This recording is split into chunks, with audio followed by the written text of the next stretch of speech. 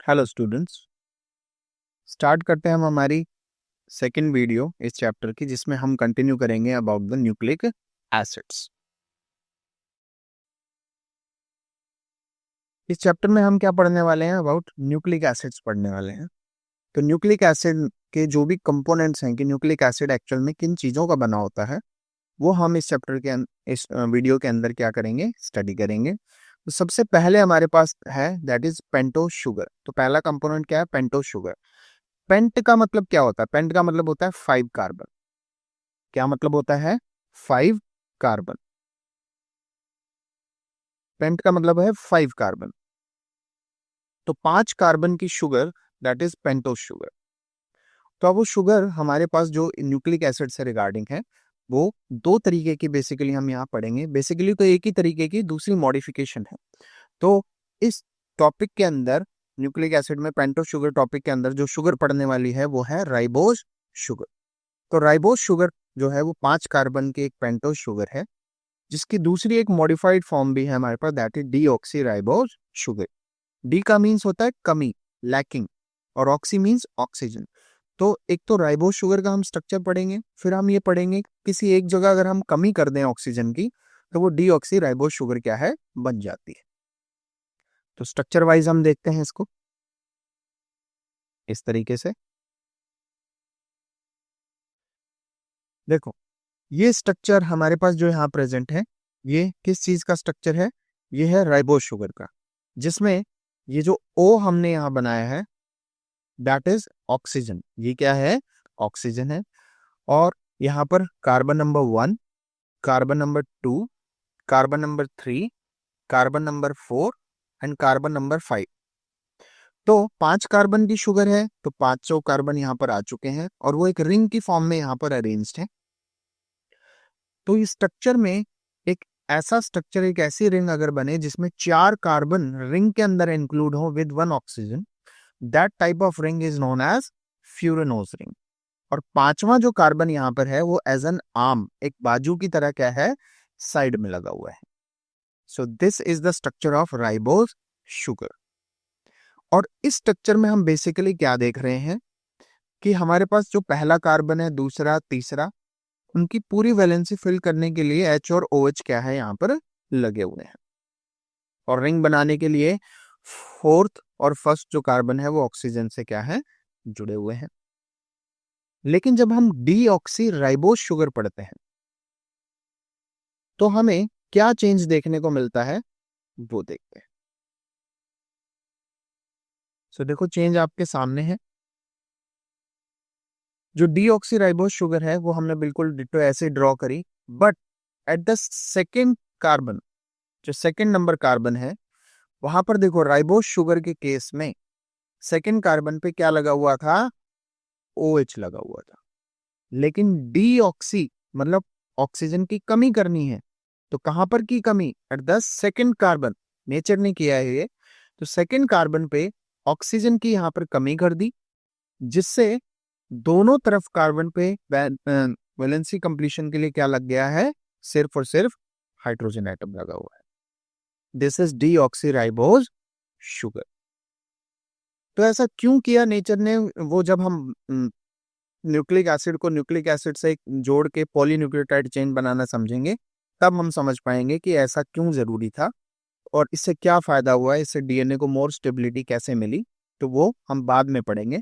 लेकिन हमारे पास ribose sugar और डीऑक्सी राइबोज शुगर में यही मेजर एक डिफरेंस है कि राइबोज शुगर के अंदर सेकंड कार्बन पे हाइड्रोक्सिल ग्रुप लगा रहता है, और डीऑक्सी राइबोज शुगर में सेकंड कार्बन पे हाइड्रोक्सिल ग्रुप नहीं होता, वहां से ऑक्सीजन लैक करता है। तो यही चीज हमें यहाँ पर क्या है? पढ़नी थी। अब हम नेक्स्ट कंपोनेंट डिस्कस करते हैं, और वो नेक्स्ट कंपोनेंट क्या है? नेक्स्ट कंपोनेंट हमारे पास है that is nitrogenous bases.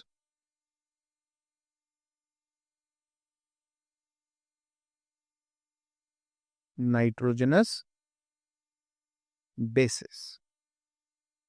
Nitrogenous bases हमारे पास दो टाइप के हैं। One is purine and other one is pyrimidine।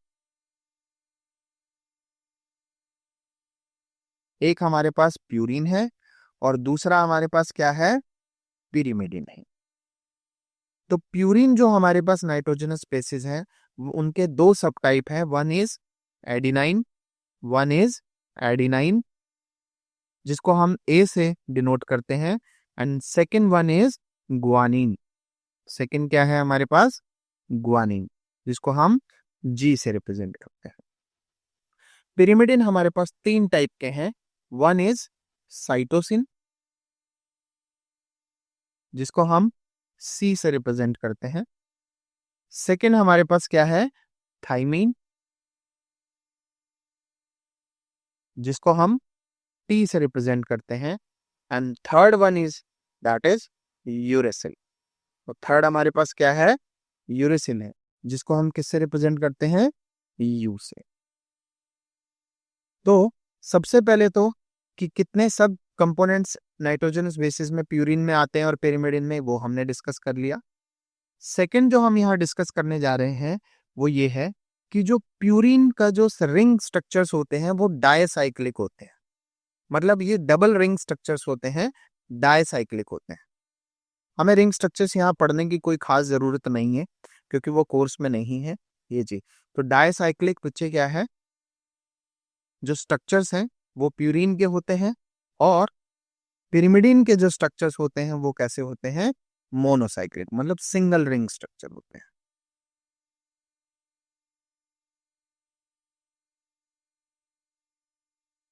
Next,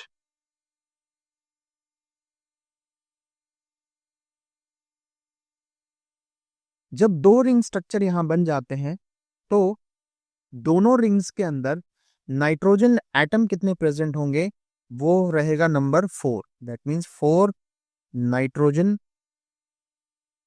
atoms are there. और सिंगल रिंग में कितने नाइट्रोजन एटम रहेंगे, 2।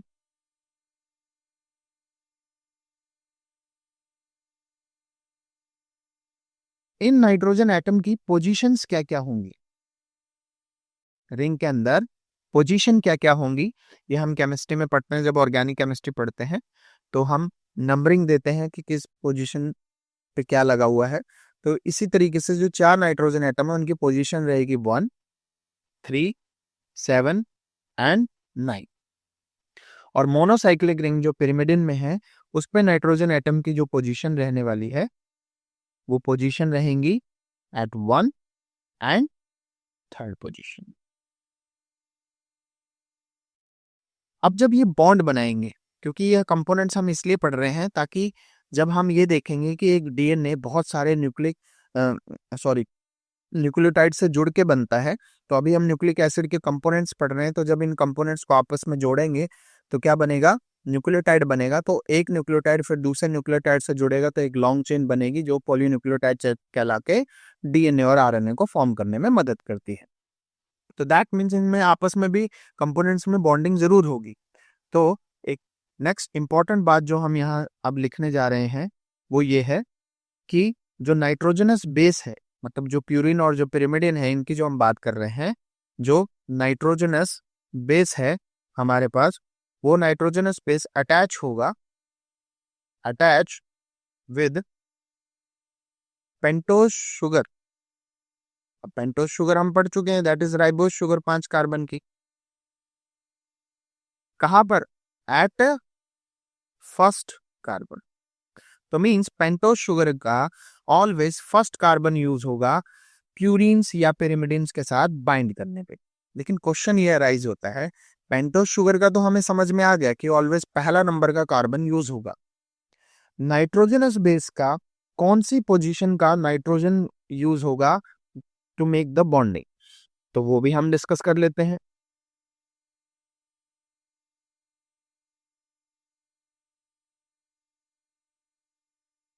प्यूरिन्स के केस में, in the case of purines, जो फर्स्ट कार्बन है किसका, ऑफ पेंटोज शुगर, क्योंकि अभी हम डिस्कस कर चुके हैं कि पेंटोज शुगर का पहला ही कार्बन यूज होगा, ऑफ पेंटोज शुगर, वो बाइंड होगा या अटैच होगा किसके साथ, प्यूरिन के नाइट्रोजन के साथ। लेकिन कौन से पोजीशन का, क्योंकि हमने वहां 4 नाइट्रोजन देखे, तो जो 9th पोजीशन का जो हमारे पास होगा नाइट्रोजन एटम प्यूरिन में उसके साथ बाइंड होगा. So the first carbon of pentose sugar bind with 9th position of purine. इसी तरीके से पिरिमिडिन में क्या होगा? तो पिरिमिडिन में होगा कि जो फर्स्ट कार्बन है हमारे पास, first carbon of pentose sugar, वो बाइंड होगा first, bind with first position of pyrimidine. और हम जानते हैं अच्छी तरीके से कि पिरिमिडिन के केस में फर्स्ट पोजीशन पे नाइट्रोजन लगी हुई है और प्यूरिन के केसेस में भी 9th पोजीशन पे क्या लगी हुई है? नाइट्रोजन लगी हुई है. तो ये ऐसे बेसिक फॉर्म स्ट्रक्चर्स हैं जो नाइट्रोजन कंटेन करते हैं अपनी स्ट्रक्चर में. That's why they are termed as what? Nitrogenous bases. अब बात करते हैं नेक्स्ट और लास्ट थर्ड कंपोनेंट की, जो कहलाता है फॉस्फोरिक एसिड. क्या कहलाता है? Phosphoric acid. तो थर्ड जो कंपोनेंट हमारे पास है वो कहलाता है फॉस्फोरिक एसिड. तो फॉस्फोरिक एसिड जो हमारे पास है,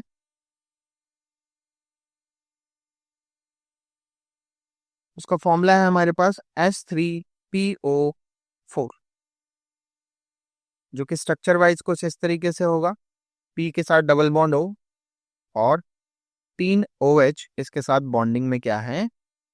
अटैच. तो दिस इज फॉस्फोरिक एसिड. सो इनमें से कोई भी इनका एक हाइड्रोक्सिल ग्रुप बॉन्ड बनाएगा 5th carbon of the pentose sugar के साथ. तो इसका जुड़ना भी हमें समझना पड़ेगा. सो फॉस्फोरिक एसिड का कोई भी एक hydroxyl group, so one of the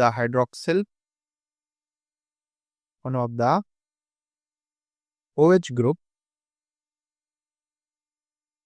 make bond with what? With the pentose sugar. लेकिन कौन से कार्बन पे? With the 5th carbon. With the 5th carbon of pentose sugar, मतलब या तो राइबोस शुगर या फिर डीऑक्सीराइबोस शुगर. वो हम देखेंगे कि हम आरएनए बना रहे हैं या फिर डीएनए. तो फॉस्फोरिक एसिड कैसे जुड़ेगा शुगर के साथ और नाइट्रोजनस बेसिस कैसे जुड़ेंगे शुगर के साथ, वो बेसिकली हम स्ट्रक्चर वाइज हमारे नेक्स्ट टॉपिक जब हम डिस्कस करेंगे स्ट्रक्चर बनाते वक्त, तब हम समझेंगे. मतलब जब हम न्यूक्लियोटाइड समझेंगे तब हम ये चीज समझ पाएंगे.